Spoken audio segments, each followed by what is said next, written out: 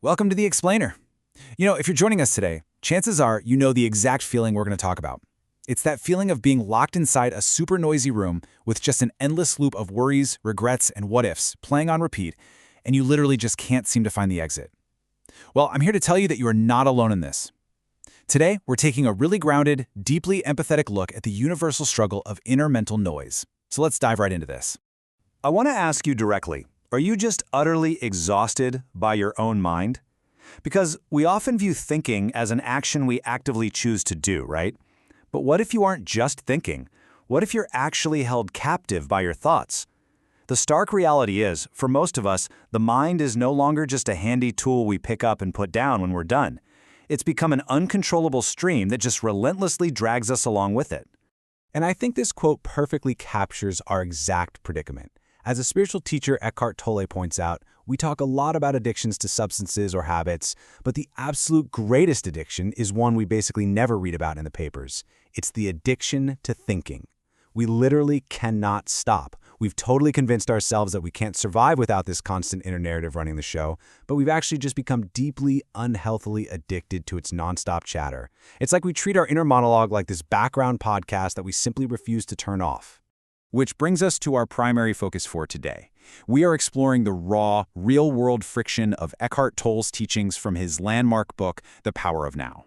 But listen, we're moving way past that idealized, kind of soft-focus vision of theoretical spirituality. Instead, we're going to confront the gritty, uncomfortable reality of why we actually fail to stay in the present moment, and why trying to aggressively fight your mind, which is what most of us do, only makes the noise so much louder. Okay, Section 1. Clock time versus psychological time. Let's break this down. To really understand why we're so trapped, we have to look at the mind's primary weapon of distraction, which is time itself. The egoic mind is completely obsessed with either dragging us backward into the past or flinging us wildly forward into the future. Tolle makes a really clear, vital distinction between two types of time here. On the one side, we have what he calls clock time. Now, this is highly practical stuff. It's scheduling a meeting for Friday or remembering to get your kids to a doctor's appointment. It's totally functional, and it allows us to operate normally in physical reality. But on the flip side is psychological time. This is when you drop completely out of the present moment to constantly replay an argument you had last week, or you sit there fretting about some imaginary worst-case scenario for tomorrow. It is a total phantom world. It isn't actually happening, yet it's where most of us spend almost the entirety of our lives. So here is the absolutely crucial point. This constant mental time travel is the literal breeding ground for every single piece of our stress. Unease, anxiety, tension, worry, all of that is caused by too much future and not enough present. And then guilt, regret, resentment, sadness, those are caused by too much past. Like suddenly replaying that incredibly embarrassing thing you said at a party 5 years ago. By constantly dwelling in psychological time, we are entirely denying the only place where true life actually happens, which is the now. Moving on to Section 2, Unmasking the Pain Body.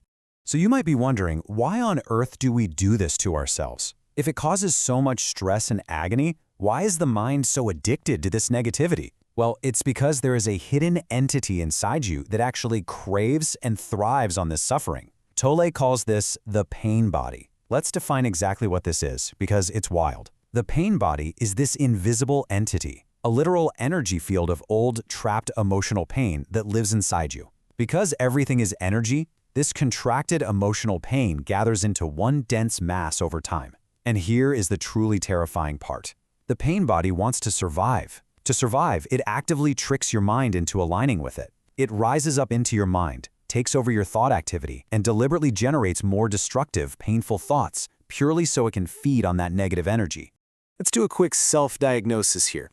You can actually tell when your pain body wakes up from dormancy because you'll experience these sudden, massive drops into negativity. You'll find yourself practically craving emotional drama.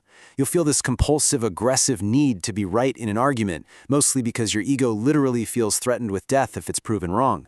You'll dwell obsessively on past grievances. The pain body absolutely loves this stuff. It gobbles up this energy like it's at a buffet. It cannot feed on joy. It actually finds joy completely indigestible. It only wants more pain. Which brings us to Section 3, Myth versus Reality, the traps of spiritual practice. You'd think the logical response to all this is to just start practicing mindfulness, right? Just stay present. But here is where we hit the incredibly messy, real-world friction of spiritual practice. Attempting to just force presence in our hyper-connected modern lives often triggers intense resistance from the ego, leading to some very specific common failure modes. First up is spiritual role-playing. This is where people try to act super enlightened, resulting in this artificial introversion. They isolate themselves, judging 99% of the population as quote-unquote unconscious. The correction here is simple, warm, playful connection with others without any judgment. Then we have what's called the perfectionist speed trap. Look, our modern culture aggressively conditions us for speed. So when you sit down to do a slow, methodical task, like reading a book or doing a jigsaw puzzle, your ego completely panics because you aren't hustling. You feel stressed out and spacey because you aren't accomplishing something instantly. The fix for this is to deliberately practice routine tasks as ends in themselves. And finally, somatic dissociation. Sometimes trying to be highly present just makes you feel numb, usually because you are trying to intellectually bypass your trauma. True presence requires us to couple our mindfulness with deep somatic bodily awareness. All right, Section 4, the power of surrender. Understanding these traps brings us directly to the ultimate solution. The real secret to stopping all this noise isn't fighting the mind. Fighting it is literally just creating more resistance, and we already know the ego feeds on resistance. The true secret is the power of surrender. Now, surrendering simply means accepting the isness of the present moment exactly as it is, without internally complaining about it.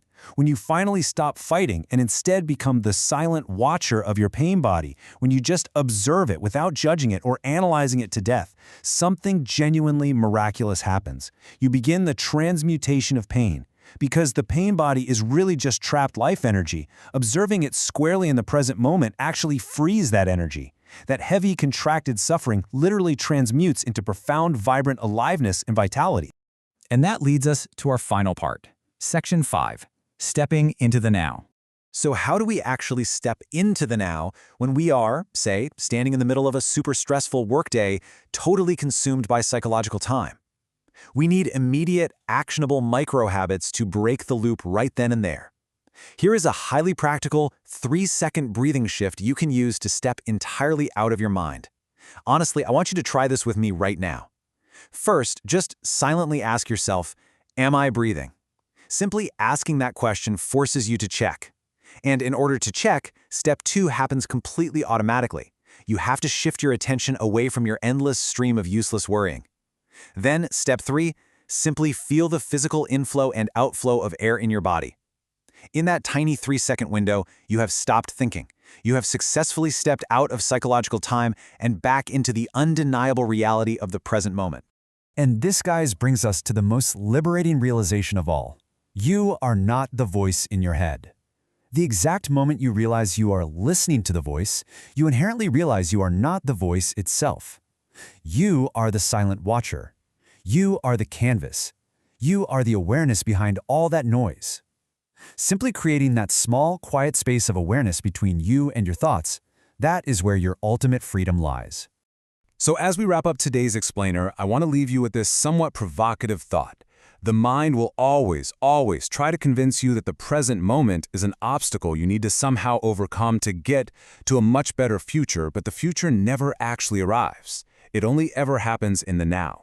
Every single second you spent worrying in the phantom world of psychological time is a second stolen straight from your actual life. So the question is, will you let the phantom world steal your next moment? Or will you finally stop resisting, drop the incredibly heavy baggage of the pain body, and start living fully in the only place where you have any true power? The choice, in this exact moment, is entirely yours.